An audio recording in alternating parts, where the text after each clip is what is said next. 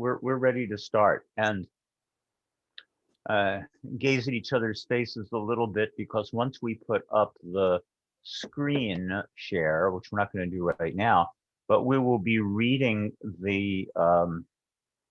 we'll be reading these stories together, these biblical stories Mhm. about miracles that happen behind doors.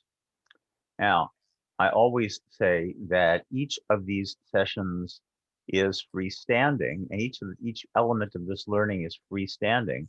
On the other hand, there is always a cumulative effect, and it's fair to mention it and to draw people's attention to it, either to draw a thread through, to tighten a thread drawn through something that you've already experienced, or else to let you start your embroidery right off with something that has already been spun out, so to speak. Doors are part of the collective religious imagination of our of Jewish tradition, the religious language of Jewish tradition, in very special ways, and they are protective in very important ways, and they are marked in certain ways that according to tradition long held, protect us coming in and going out. And we have talked about Pesach and about that extraordinarily important foundational story about guarding ourselves by painting blood on the doorposts and so on. And that was one of the first things that we talked about when we talked about life in the presence of a pandemic, where in very, very literal and concrete ways, you worried about who came to the front door.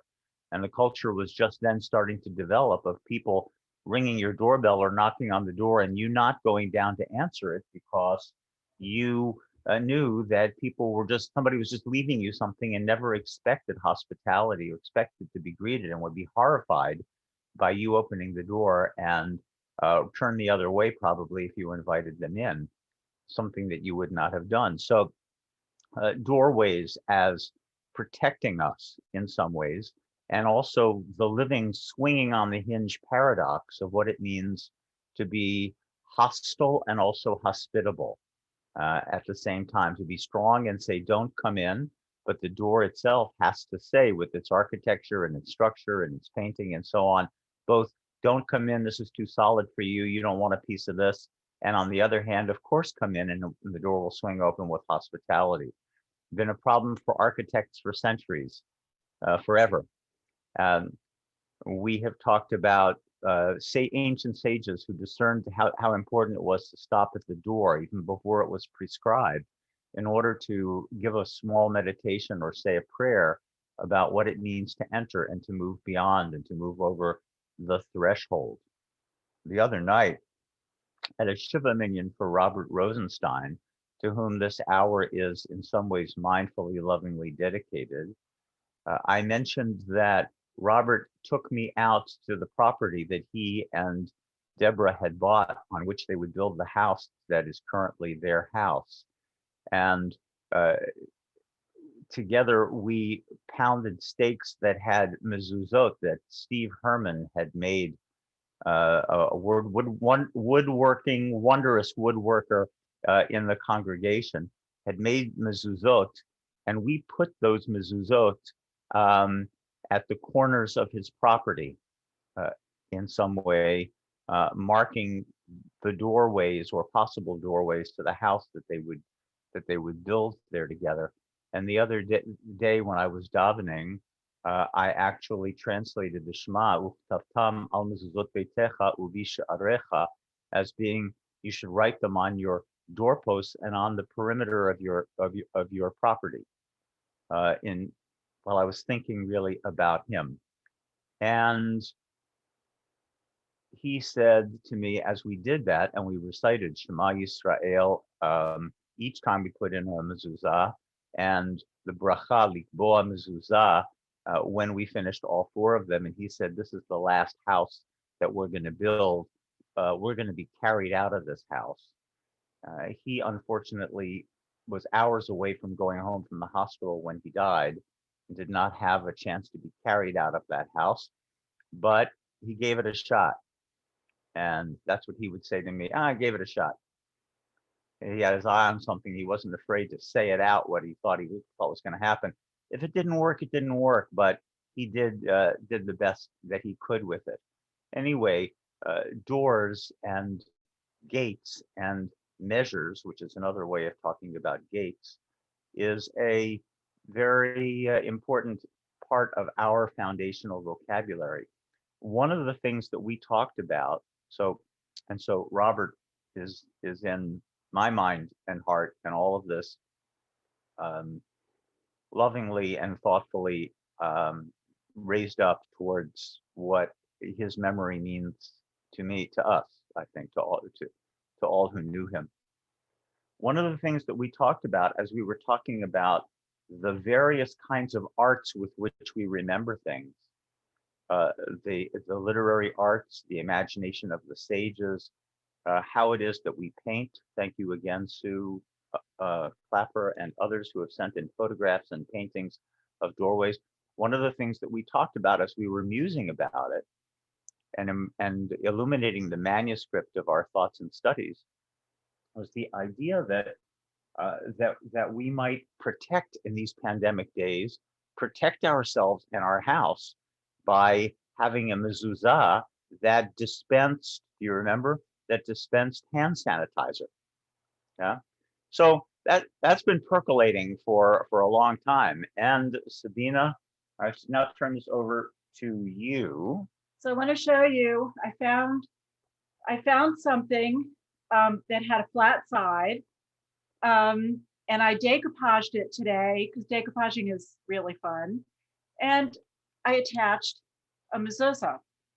So this essentially could be attached to the door over here. And when you come in, you can just squeeze out your hand sanitizer because it's got the pump in it. It's made to be a dispenser. And I didn't put anything in it for the purposes of the display tonight, but there is a mezuzah on it that gives the idea that this is protecting the home and it's protecting us as we come into our homes. Not only are we going to kiss the mezuzah, but we're going to put our hand sanitizer on, as we come in or out of the house, going out into the world. So we just wanted to kind of show you this prototype. And you want, try your hand at something. It's really fun. Rachel, I know you've got the artistic skills out there. We've got other artists that are out there, or just play with it. But it is something that really could go on the door and be meaningful in so many ways. So we just wanted to share that with you. Thanks for all that hard work, Sabina. We talked about it, but you did it today. Can you actually see it? And you know that you got something in some closets of usable junk that you want to clean out anyway, right? You got something that has a pump in it, and you can make something, and it doesn't have to be all that feasibly usable. But if you do make something or do something of that sort, please send us a photo of it, because we will most definitely post it. I'll go on Shark Tank to market it. But somebody said kiss the mezuzah first, or do you put the hand sanitizer on first before you do the kissing? No? Melanie, it's the opposite? Well, you want to clean your hands before you kiss the mezuzah, wouldn't you? I mean, you're going to come in and wash your hands. I would think so. In Israel, I mean, there's a whole thing about not kissing the mezuzah these days during COVID. Well, I think given all of the bleach and everything that's every place else, I think that I've had a number of patients who've had contact dermatitis from all of the stuff that they're washing their hands with and touching and everything. And so they come in and, okay, dry hands from washing them, but rashes and everything. And I go, well, what are you putting, what are you doing? And I said, all this stuff that you're spraying around, you're absorbing, and so I think you ought to kiss the mezuzah, then put on the hand sanitizer. Okay. There we go. You don't want to have the hand sanitizer and put it in your mouth. You know that. Yeah, we've got the what do you call it? Well, not machloket, but the rules for doing it. The halakha for doing it. But while we're speaking about that, of course, we're not presuming that everybody touches a mezuzah and kisses the mezuzah. Well, because maybe you only should have a mezuzah for every person. They should have their own mezuzah. there Because is then you're going to get contaminated, right? there is no there's no rule that says that you have to do that. But it may be that if there's hand sanitizer there, that people, while they might not touch the mezuzah, they may well use the hand sanitizer, which accomplishes the same thing as the mezuzah is supposed to accomplish anyway. David Hartman used to, Alav HaShalom, whose yahrzeit is actually this Shabbos, same day as my father's yahrzeit, as it happens. David Hartman used to say, when you leave to go traveling, you don't kiss the mezuzah, kiss the pilot. He was very interested in putting your energy where it would do some good, as he thought. Well, as it happens, we have Bible stories, to which we'll go now. We have stories from the Tanakh, from the Bible writ large, about doors, and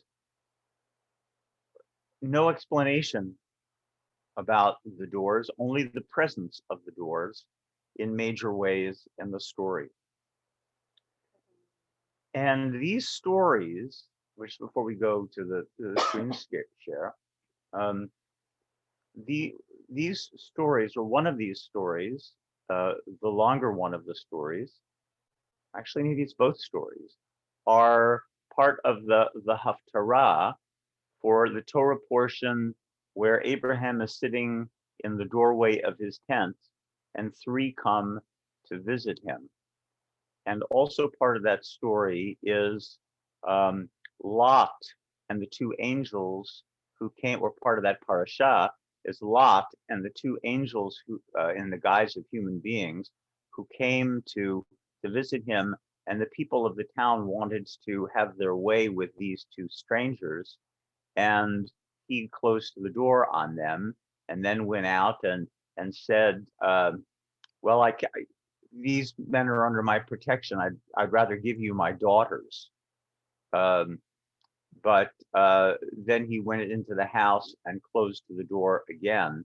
The door only opened again because the angels went out there and threw off their disguises, and a blinding light from their presence made everybody sightless and groping around in the dark. So those are the two Torah stories that weave together, and the Haftarah has these stories about doors. So let's start reading them, and maybe we'll just pull the screen down so that we can refresh our gazes at each other's faces every so often, and we can talk about some parts of the stories together. Diane, you have the screen, right? So I have the miracles at the door. Okay, I don't have the Bible stories though. No, you don't. I'm just saying that they're attached to the Torah stories, but you've okay, got good. I was getting worried. Thank you.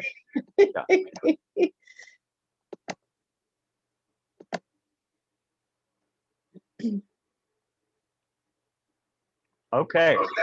The Hebrew text is here for research and study at your leisure, but the English is here for us to read right now. All right. A certain woman, the wife of one of the disciples of the prophets, cried out to Elisha, "Your servant, my husband, is dead. And you know how your servant revered the Lord.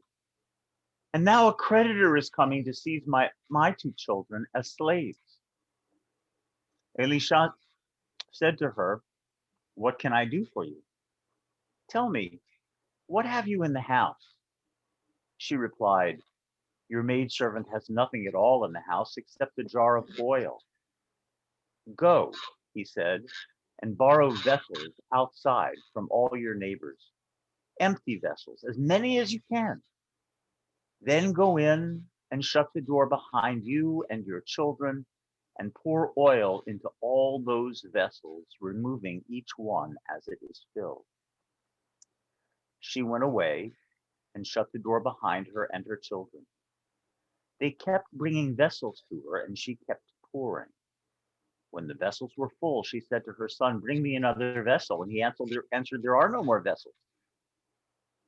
And the oil stopped. She came and told the man of God, and he said, "Go, sell the oil and pay your debt, and you and your children can live on the rest."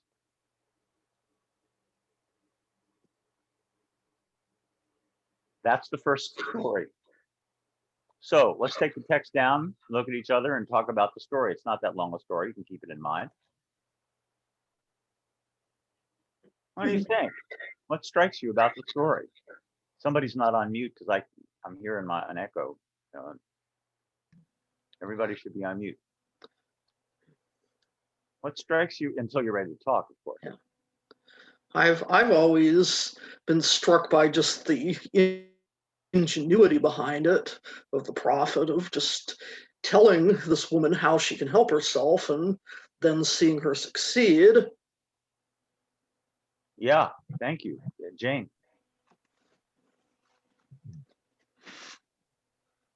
So because he's an angel, or Elijah, because He's a Elijah, prophet. Elisha is a prophet. Elisha, right? He can do whatever he wants.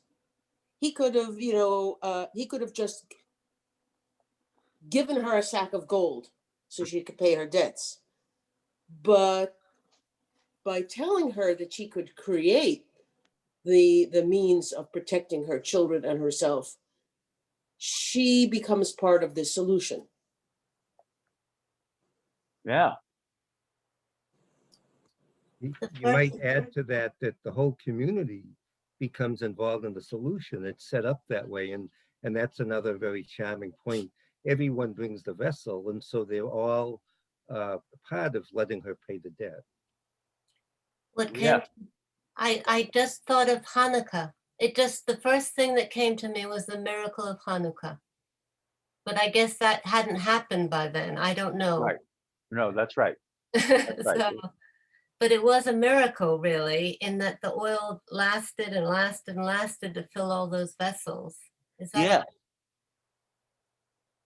Yeah. Thanks for making the equation. It's part of the elaborate story about miracle and the abundance of oil and oil lasting longer than you than you might imagine here. While I have David Hartman on my brain, I will say that David Hartman wrote that the primary miracle was not that the oil lasted for 8 days. The primary miracle was the faith to light it in the first place, knowing that it wouldn't last long enough for them to get replacement oil. Oh, that's That lovely. it was if they hadn't lit the flame to begin with, the miracle would not have happened. Huh. That's interesting. That's lovely. It's like the crossing of the Red Sea also. If the first person hadn't gone in, the rest of them wouldn't have followed. And somebody had to be the first one to try to go into the Red Sea before it split. So there has to be that trust in somebody, and then, or the trust in the way you're doing it and then the community can follow. Bob? What struck me was that she said she had absolutely nothing. And she needed to be told, no, you don't have absolutely nothing. You have more than you think you have. If you use what you have or what's within you or what you possess, then you will not only help yourself, then you can get help from it'll show that you'll get help from the community. It'll show that God will provide, but it has to start with yourself. Yeah. Thank you. It's interesting that in two places, first she gets told to shut the door behind you, and then later she goes and makes a point of saying she went away and shut the door behind her and her children. So there's something about this that wasn't out in the open. It had to be concealed. I don't know exactly what to make of that, but it isn't haphazard with something this short to have two of those mentioned. Absolutely. Absolutely. Errol, did you have something?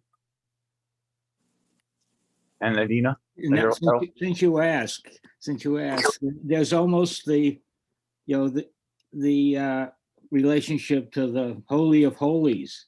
You go in to the Holy of Holies so nobody can see you, and there something miraculous will happen. The mystery of what happens behind the door in the closed space. Adina, did I read that right? Did you have something? You got to unmute.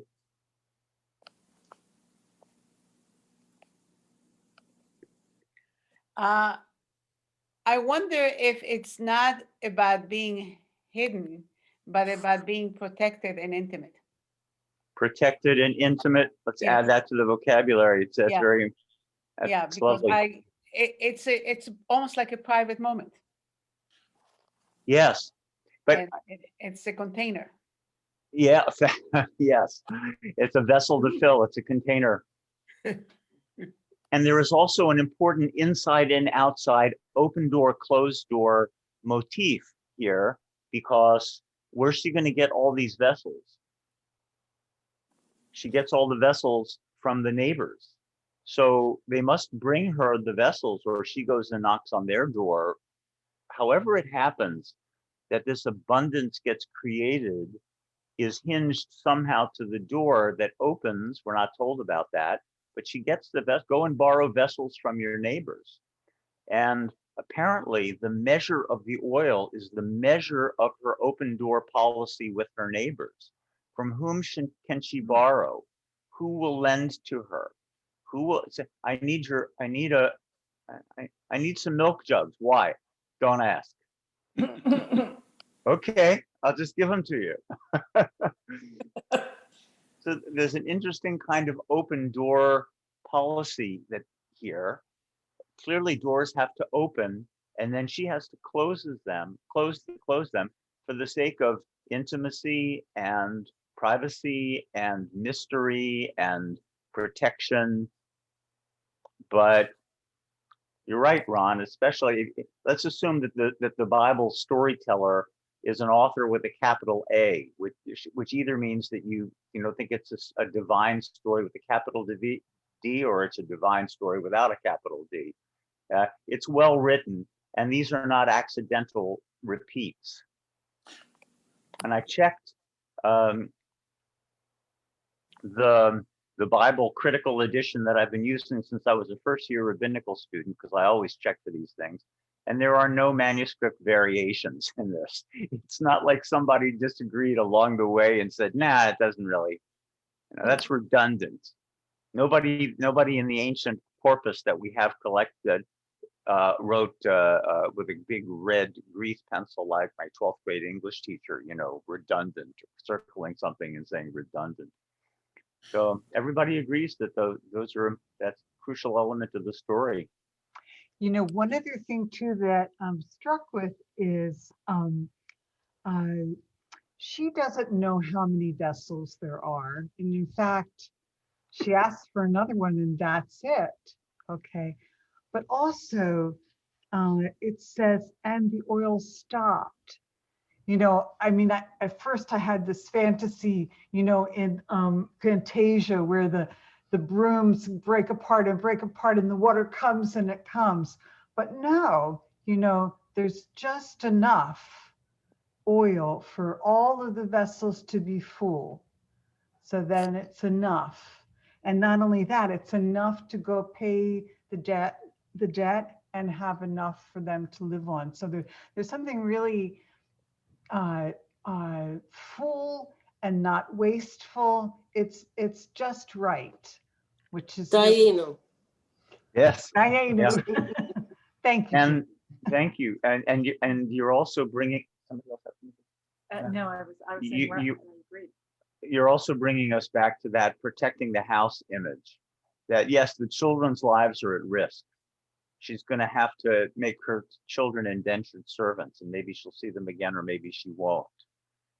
And so protecting the household added to mystery, added to intimacy, privacy, the nature of the miraculous that doesn't happen in everybody's sight, we come back to what it means to protect in that way. Well, that's great. Let's look at the other story just so that we, Harlan, yeah. before we go. In the end, thank you. In the end, she has to go out of the house, though. She's got to sell the oil. Right, she does. Right. Yeah.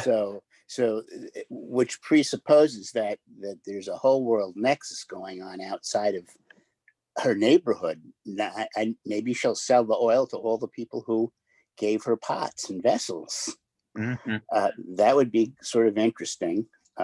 But there may be strangers who are buying it. But she has to go out, and somebody from there either has to come in and get the vessels, bring them out, or she has to come out of the protection of that home, though perhaps leaving her children, to sell the oil. But also, Sorry? That was my wife. I was gonna say, I was wondering why none of her neighbors say that you owe me interest on this oil. Say it again. I wonder why none of her neighbors say, now that you've gotten this oil, you owe me interest on the pot or the vessel. Right. We don't hear any part of that story. We don't know anything about how she goes out and sells the oil. Does she say, "Oh, this is not just ordinary oil," or that's an interesting elaboration, interesting midrash. John. You know, we're sitting here in New England with a lot of snow on the ground, and one of the things the story reminds me of is maple sugaring. You know, because what happens in New England every spring is that people stick holes in their trees, and sap comes out of the trees, and they boil it down and get this amazing outcome. And they do it in little shacks with a fire. And then after it boils down for long enough, people come along and with jars and buy maple syrup. And it's very much the sense of providence of the unexpected sort. The trees are there, you know, they've been there for 100 years. And the sap comes out, and all of a sudden people have this thing that's of real value that just comes to us. So I just sort of, you know, there's something very naturalistic about the way things just kind of flow if they're needed. That's lovely. And I love the flow, the image of flow also. And I also love the possibility, the thought of somebody rewriting the story, transposing it into the key of a late winter in New England. Lovely. All right, let's go back to the text and look at the next story.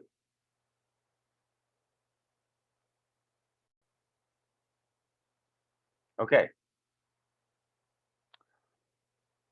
One day, this is the same prophet, one day Elisha visited Shunem. A wealthy woman lived there, and she urged him to have a meal. And whenever he passed by, he would stop there for a meal.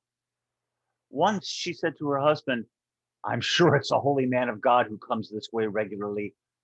Let's make him a small enclosed upper chamber and place a bed and a table and a chair and a lampstand there for him so that he can stop there when he comes to us." One day he came there. He retired to the upper chamber and lay down there.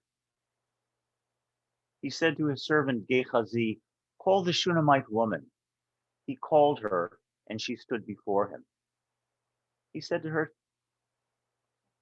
he said to Gehazi, "Tell her, you've gone to all this trouble for us. What can we do for you? Can we speak on your behalf to the king or to the army commander?"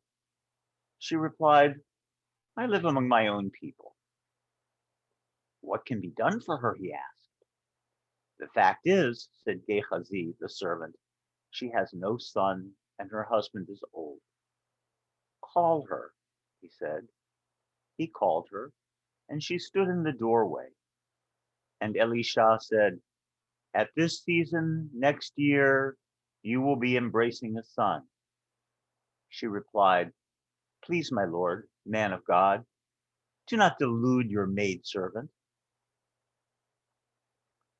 The woman conceived and bore a son at the same season the following year, as Elisha had assured her. The child grew up. One day he went out to his father among the reapers. Suddenly he cried to his father, oh, my head, my head.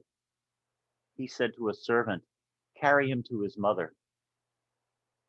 He picked him up and brought him to his mother, and the child sat on her lap until noon, and he died. She took him up and laid him on the bed of the man of God and left him and closed the door. Then she called to her husband, please send one of the servants and one of the she-asses so I can hurry to the man of God and back. But he said, why are you going to him today? It's neither new moon nor Sabbath. She answered, it's all right.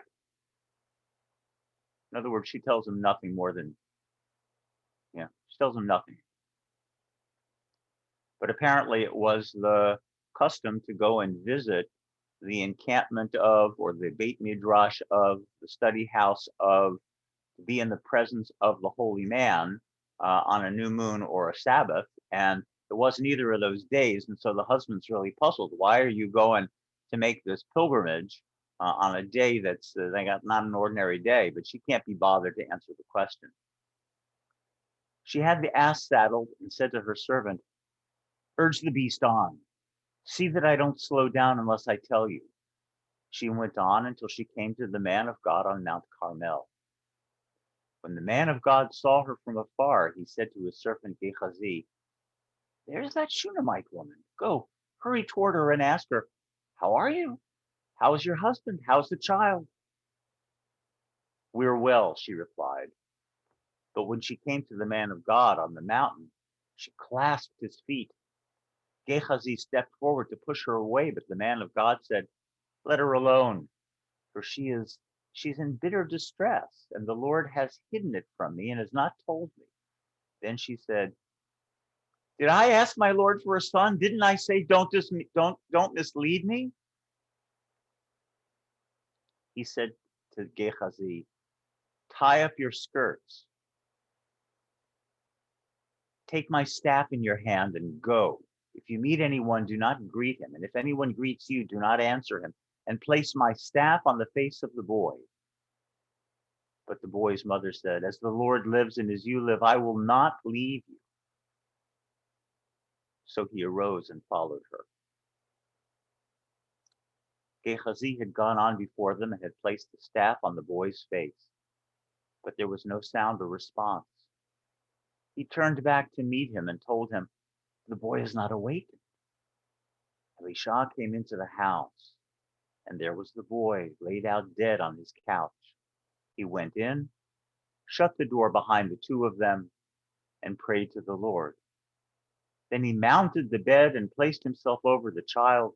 He put his mouth on its mouth, his eyes on its eyes, and his hands on its hands as he bent over it. And the body of the child became warm. He stepped down, walked once up and down the room, then mounted and then mounted and bent over him.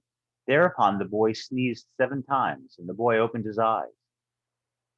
Elisha called Gehazi and said, call the Shunammite woman. And he called her. When she came to him, he said, pick up your son. She came and fell at his feet and bowed to the ground and picked up her son and left. End of second story, one story following the other. So, Do they actually follow each other? yes, they're look at the citation down to the very end of the, again, 2 Kings chapter 4, verses 1 to 37. Yeah, that's and the one before it, let's see, was there a separate citation? No, there wasn't. They're consecutive verses. They're all it's all the same chapter. Yes. So That's a little bit more material to control, but not that much. We could shuttle back and forth, but I prefer to see faces. Thank you. So, what strikes you?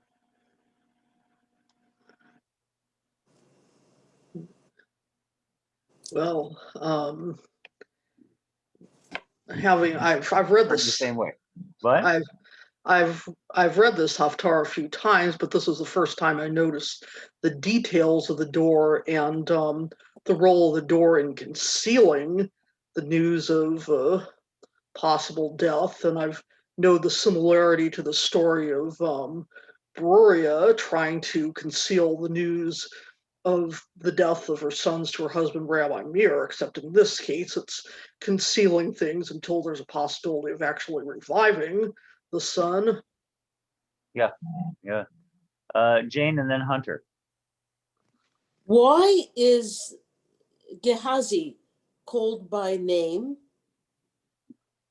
and the mother never called anything but the woman or the Shunammite woman?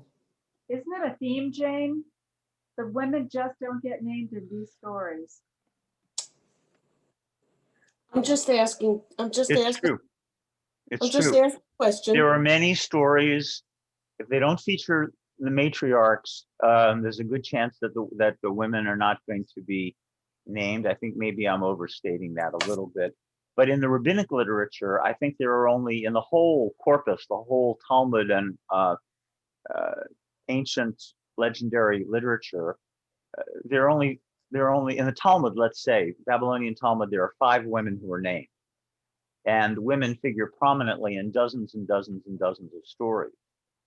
And quite often, it's absolutely important, including, let's say, a story that most of us have shared together, the story of Mar Ukva, who threw the 4 zuzim into the, the doorway of the person and then ran away so that he could remain anonymous. His wife, who turns out to be at least a co-hero of the story, if not the entire hero of the story, she has no name. She's not given a name.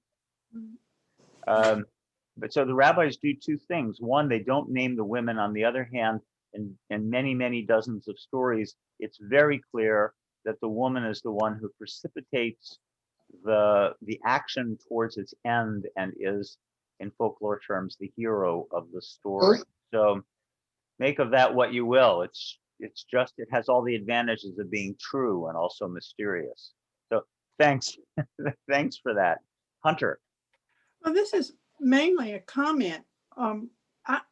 These stories where this longed for and beloved child dies always really disturb me, and really, I'm just, even though I've read them before and I know how they come out, I still am so anxious about the loss of this child and how what sort of lens that puts on the story. Absolutely. It produces an emotional, psychological, moral tension for us that's in some ways almost unbearable. And it would be an interesting sikha, an interesting conversation to have imagined conversation between the author of the Torah stories about Ishmael, Abraham's son, who is sacrificed, as it were, by the father and gets saved in the end, and Isaac, sacrificed by the father and saved in the end. Between those 2 stories that are in this parasha, or rather proximate to it, proximate to it, rather, in the next parsha, and these stories about the prophet saving or enabling the parents and the mother, in the other case, to save the child. That's very interesting, but the tension is certainly there. It's unambiguous. It seems like the child is the conduit, maybe between the divine and the world, in a way. Seems that it brings those 2 worlds together. It's always the child. The child kind of brings that divine intervention or facilitates the divine intervention. There's something special about a child. Mm-hmm. Like the child's the doorway. It's almost like the child is the open doorway in many ways. There's also the parallel with, you mentioned the Ishmael and Isaac. The Mhm. angels and messengers standing in the doorway saying, you'll conceive a child. And don't be ridiculous, I'm so old. Right. And then the divine intervention to stop the death, the sacrifice, whatever you want to consider it. Yeah. Richard, did you have something? Or were you just waving? Okay. I meant Richard Hart, but maybe not. Harold. Just to say that even though it's clear this is a holy man and he can do things, the woman is really the driver of this story. You know, she recognizes holiness in him. She does what she can to honor him. She creates, if you will, a womb-like room where he'll be safe and she'll enclose him. She recognizes the greatest gift. She really understands, you know, most people say, give me a wish and I'll fulfill it. Most of us wouldn't know what to wish for or we'd wish for the wrong thing. She knows what to wish for. And then she somehow understands that it's going to take him physically, hand to hand, face to face, eye to eye to make this work, that a staff's not going to do it, a servant's not going to do it. She's really the one who drives the story. So even though he's the one who's filled with power and the conduit to the divine, it takes the earthly woman to make it happen. It's really her story more than it is his. So I don't know, that's what struck me about it. I love it. And she says to her husband, in effect, I haven't got time for you. Right. Right. And then she says to Gehazi, the servant who greets her, yeah, everything's fine, let me go. And then she slips through, right? So she is directed, and she's the one who builds the room. She's the one who says to her husband, I got the purse strings here. We're building this room. The first Airbnb. Yeah. Dedicated. You know, there's something about what you said, Harold, though, that I'm not so sure about. And you too, Steve. I mean, she didn't ask for a son. Right. You know, I mean, the holy man decided this is the gift he's going to give her. And it's almost like she recognizes he's a holy man of God, and she presents herself in a very respectful way. She says, you're maidservant, but she is really an equal to him in some ways, because she says to him, don't give me a story, you know, don't say this to me if it's not going to be true. And then when it turns out that the son dies, you know, she calls him on it too. So she knows what's going on. You know, she didn't ask for this. He gave it to her. You know, he bestowed her. I mean, yes, a tremendous gift, but then to take it away, you know, she knew how much that loss was going to affect her, you know. So I think that, yes, she's got a lot of power, but also sometimes you get a gift that you didn't ask for, and it's not such a gift, you know. So yeah. And thank you for that. And also thanks for underlining her muscle. She knows that this is a holy man, and she honors him with her hospitality, which of course is part of the door theme.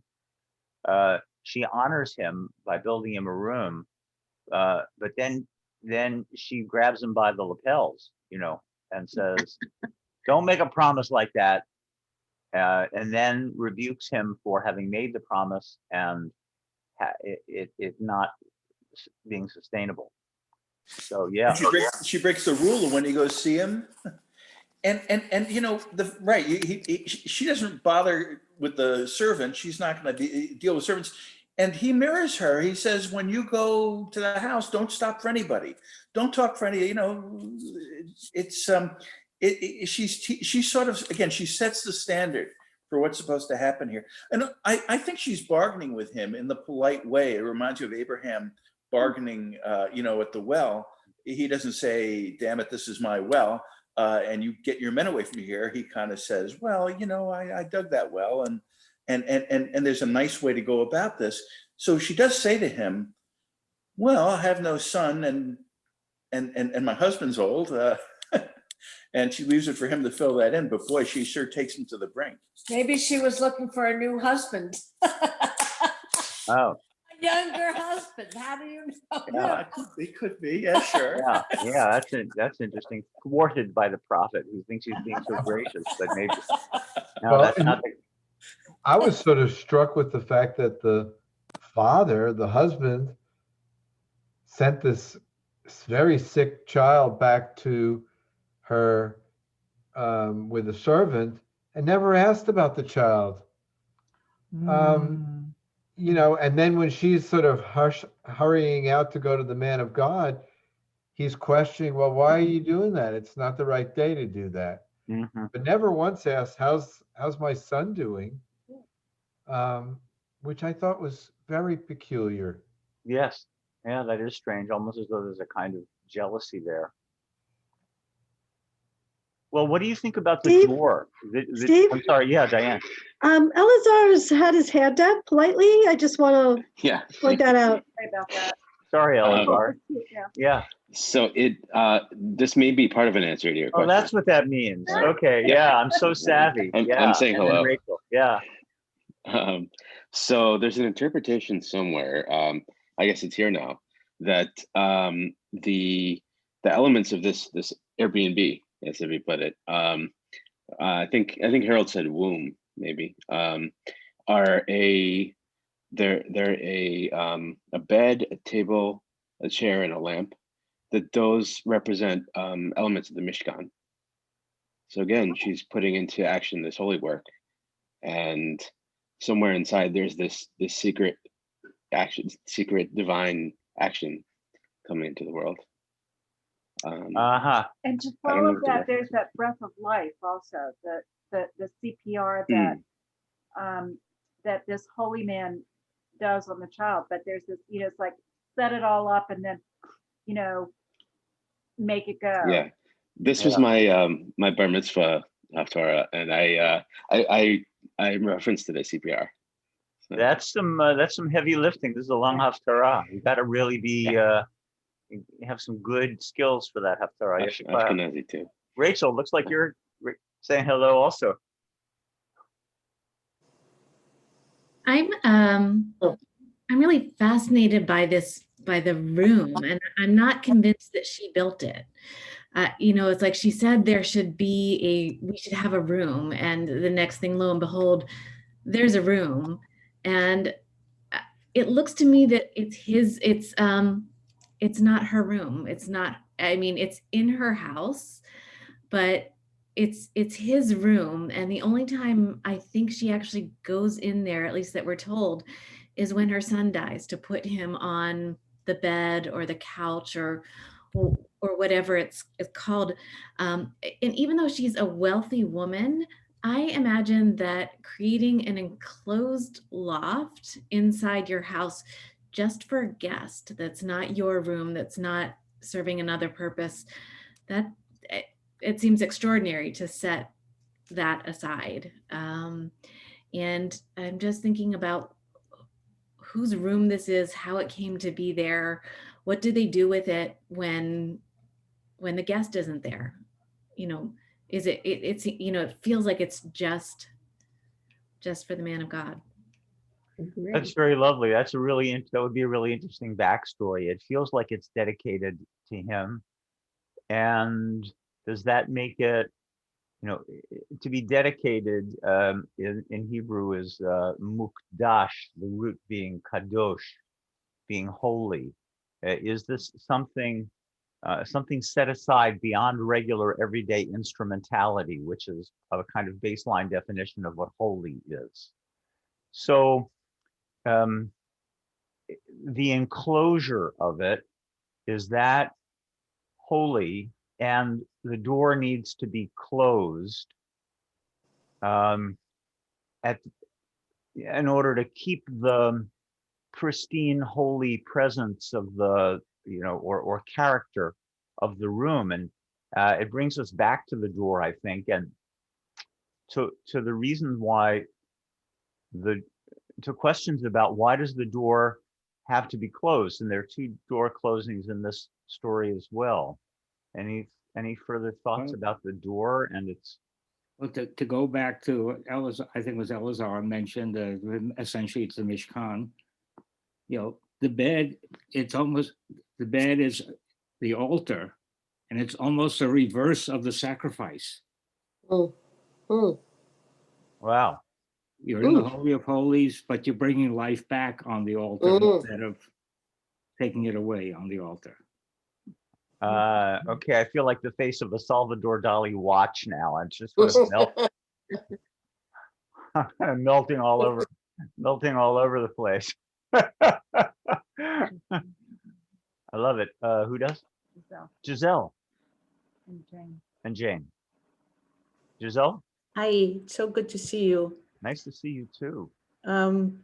It seems like the door needs to be closed so she can focus on the door that is opening. There are times that, when we don't close the door, we just can't move forward. And the second part of the story wouldn't happen if she doesn't close that first part. I love that thought. Thank you. Jane. I found myself rather annoyed by Alicia because he would rather go through an intermediary first. And we already established that, this doesn't work. He says, call the Shunammite woman. Why can't he speak to her first? Ask her what she wants. And then later when she comes to to see him, he says to his servant, oh, there she is, go see what she wants. And then he tells his servant to go with the staff, and that doesn't work. He finally has to go. So maybe is this a lesson for him that he has to take things into his own hands? I love it. It's an interesting thing. What's the characteristic of a prophet? How do prophets get to be prophets? Because God says you're a prophet.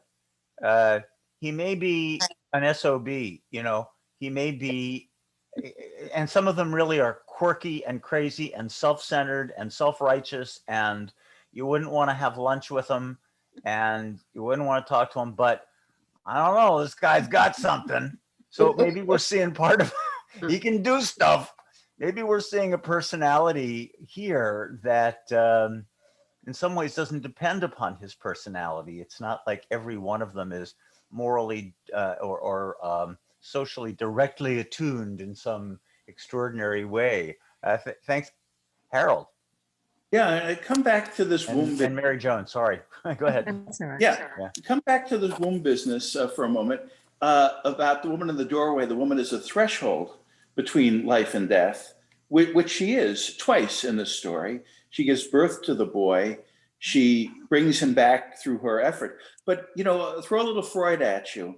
You pointed out that you're right. Watch out. That these stories follow one another. And, Freud says about dreams that you don't usually have one dream. You often have a series of dreams. And when you have a series of dreams in a night, each dream is the same story that's being refined. So how is one story being refined here? The 2 women, the 2 doors, the one prophet who's the thread of these things. So I was thinking one way to do that, and by the way, for once, you can't tell what other people's dreams mean. They have to tell you, but we're going to go for it. That In the first story, a woman says, I'm helpless, I'm overwhelmed, I don't know what to do. And the prophet says, do this, go behind the door and do this, and out will come the oil. And it's a miracle and everything will be fine. But in the second dream, it's the woman who says, the average person, maybe a little more than average, who says, I'm going to go and do these things. I'm going to build a door. I'm going to go in. I'm going to go out. I know when to come. I know when to go. I know who needs to be there. I'm going to drive this. It's not passive anymore. It's active. And that there's a lesson here about how one contends with life and death, with doorways, the need for people to take action on their own behalf and meet God halfway, meet the man of God. So in what we get to the point where the mortal makes the man of God do what's godly. Thank you. And thank you, Sigmund. Exactly. Mary Joan. I was going to say that I think the Shunammite woman is the heroine of the story. And I never realized that so thoroughly as I did with your reading it tonight. And as far as the fact that Elisha did not speak to her directly, I don't think in that time that men spoke to women who were not of their family directly. I think they always had to go through somebody else. You know, it's just like a caste thing almost. But anyway, when he says, what do you want through Gehazi, he's saying, first he offers her things that are of this earth. I'll speak to the commander, or I'll get this other thing for you. It's things that are of this earth. And the reason she didn't ask for a son, I think, is because that would take a miracle in her view. So she's not going to ask for a miracle because miracles don't happen in her world.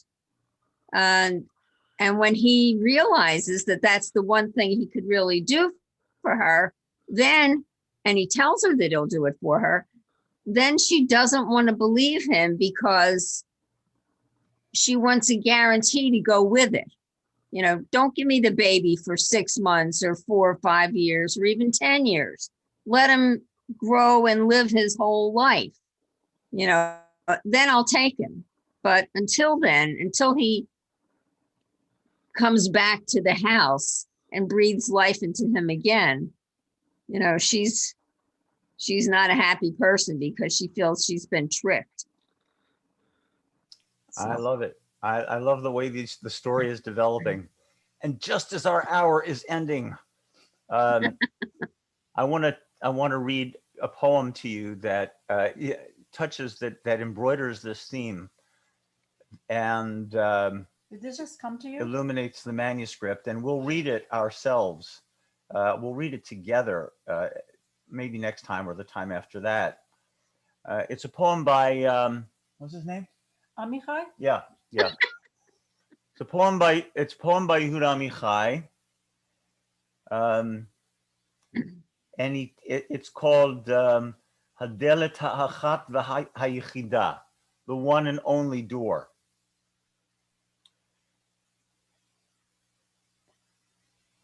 It's about the death of his mother, or of Amichai's mother. She left through the one and only door by which all the dead leave the world, which is the one and only door by which we enter the world. And her new family name, like everyone else, is Zichrona Livracha. May her memory be a blessing. That's her new Shem Mishpacha.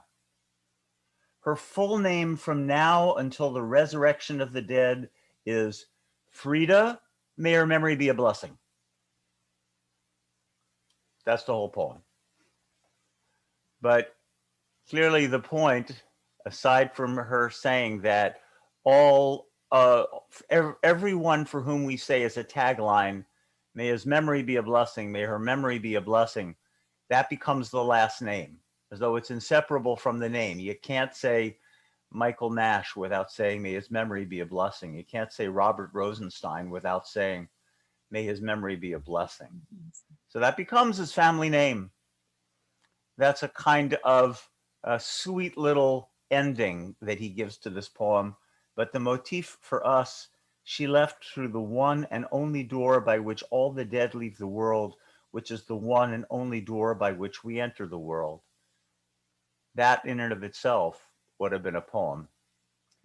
And It really it's follows what Harold was saying, right? it's the end of the yeah, it is what Harold was saying. What a number of people were saying, and it's the way that we end, except for me thanking Sibby for a couple of things, and also for her sharing something with you. I just wanted to go back to talk about the resource page that we've put on the Bethel website where you go to find these classes. It also happens to be on the Sicha website under resources, and it's called Doorways and Thresholds. And I've mentioned it before where we've tried to put a lot of these resources, and I've also included some of the pictures that we've posted, that we've included of doors and that some people have sent us. And there's also haikus, and I think I mentioned that too, that I wrote some, and some of you sent us some, and we've tried to include them in here.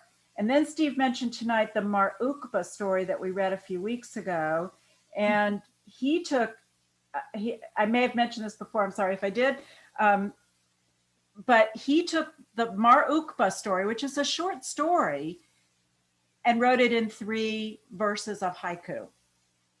So I put that on there too. The Mar Ukba, it says Mar Ukba in story and haiku. So I encourage you to go read it because it is amazing.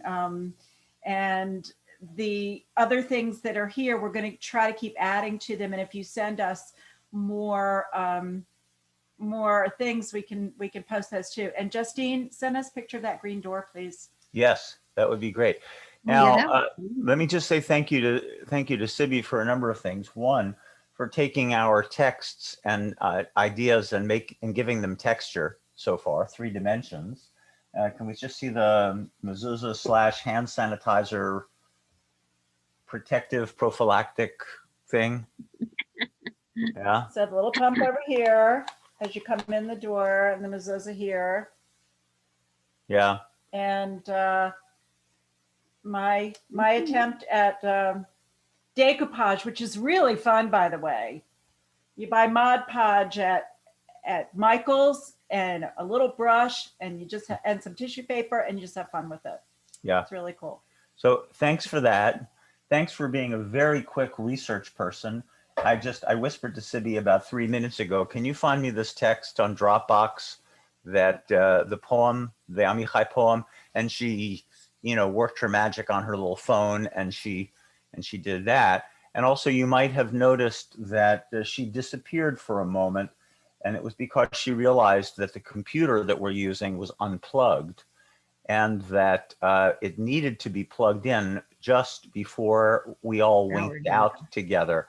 And so she dove onto the floor like something that you might have seen in the Super Bowl the other night, and grabbed the cord and plugged in the computer just in the nick of time. That it was, again, that breath of life, whoosh. So thank you, Sibby, and thank you everybody else. And we'll do some more. And thank you, Steve. Thank you both so much, Sibby and Rabbi. Yeah. Pleasure. Thank you. Pleasure. Take care, everybody. Be safe. Bye. Bye. Adina, can you stay on for a minute?